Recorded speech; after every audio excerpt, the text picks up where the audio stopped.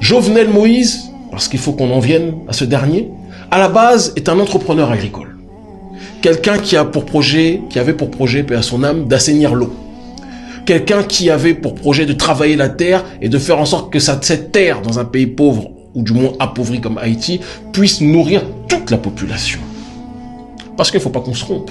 Si le maître esclavagiste a pris cette terre, a tué les populations autochtones, a déporté notre peuple pour l'emmener là-bas, c'est parce que ces terres étaient porteuses de ressources. Il faut qu'on arrête de nous faire croire que Haïti n'a rien, ceci. Ça, ce sont des inepties. C'est faux. Si Haïti n'avait rien, il n'y aurait pas eu de déportation et l'oppresseur français n'aurait pas imposé l'esclavage là-bas. Et ça, Jovenel Moïse et plein d'autres l'ont compris. Donc Jovenel Moïse, qu'on a fini par surnommer l'homme de la banane, parce que à force de travailler la terre, à force d'en faire ressortir les trésors qui permettaient de nourrir une partie de la population, Jovenel Moïse avait acquis un certain succès d'estime auprès du bas peuple.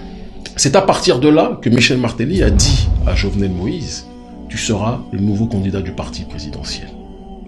Mais le problème, c'est que lorsque Jovenel Moïse accepte cette proposition, Jovenel Moïse, qu'il le veuille ou pas, accepte les tenants et les aboutissants. Parce qu'on ne devient pas président d'Haïti sans être capable d'accepter les financements des oligarchies qui volent les ressources d'Haïti.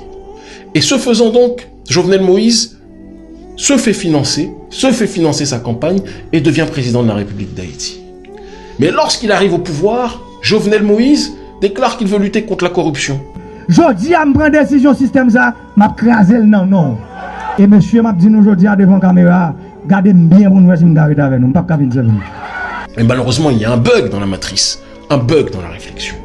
Puisque Jovenel Moïse déclare qu'il veut lutter contre la corruption, alors que c'est malheureusement ces lobbies de la corruption qui ont contribué à faire de lui le président.